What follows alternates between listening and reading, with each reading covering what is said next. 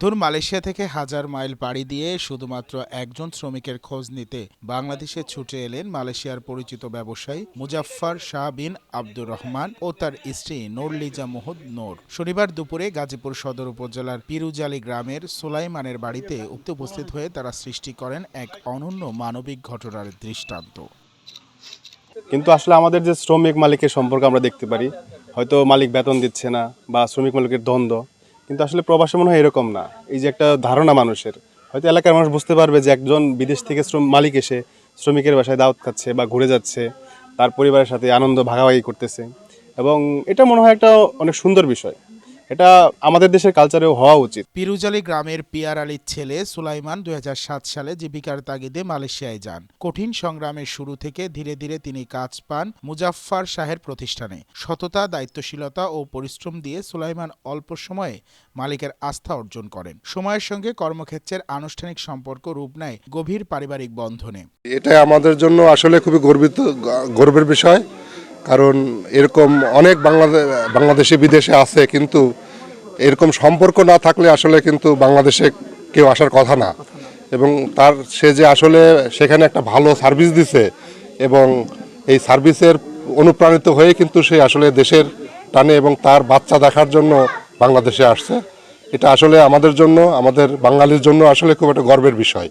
মালিক শ্রমিকের দূরত্ব মিলিয়ে যায় আন্তরিকতা ও ভালোবাসায়। সম্প্রতি সুলাইমান জানালেন তার ঘরে এসেছে নতুন অতিথি, ছোট ছেলে আব্দুল্লাহ। এ খবর জানার সঙ্গে সঙ্গে ব্যস্ত সময়সূচি পেছনে ফেলে মুজাফফর শাহ দম্পতি ছুটে আসেন বাংলাদেশে। তাদের আগমনে সুলাইমানের গ্রামে ছড়িয়ে পড়ে আনন্দের বন্যা। আবেগ আপ্লুত সুলাইমান বলেন, মালিক এতদূর থেকে শুধু আমাকে দেখতে আসবেন স্বপ্নেও ভাবিনি।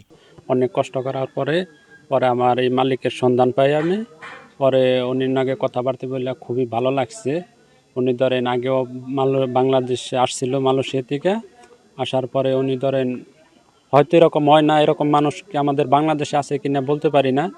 আপনার খুবই ভালো মনের মানুষ। আপনার প্রতি বছর ধরেন আপনার 50 থেকে 100 লোক ধরেন উমরা হজে পাঠায় আর কি, দান খয়রাত করে।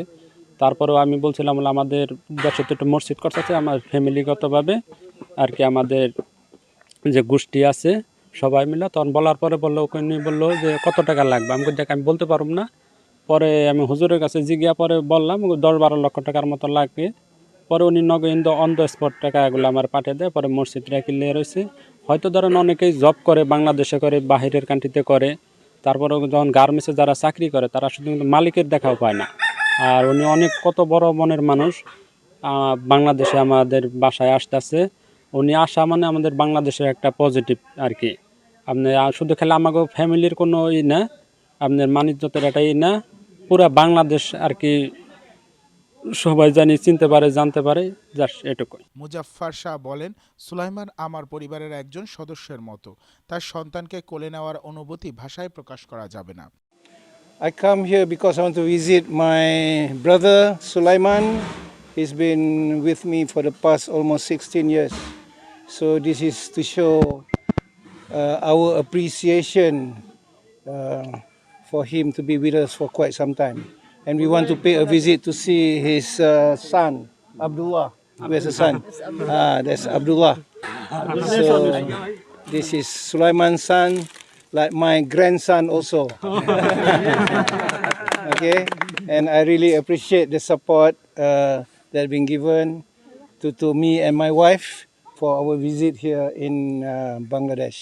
এলাকাবাসীর অনুরোধে তিনি স্থানীয় মসজিদ উন্নয়নে 11 লাখ টাকা অনুদানও প্রদান করেন, যা উপস্থিত সবাইকে আরও আবেগ আপ্লুত করে তোলে। মানুষের প্রতি ভালোবাসা, আস্থা ও মানবিকতার এই গল্প প্রমাণ করে সত্যিকারের সম্পর্ক জাতি, দেশ ও সীমান্তের বহুদূর ওপারে গিয়ে মিলিত হয়।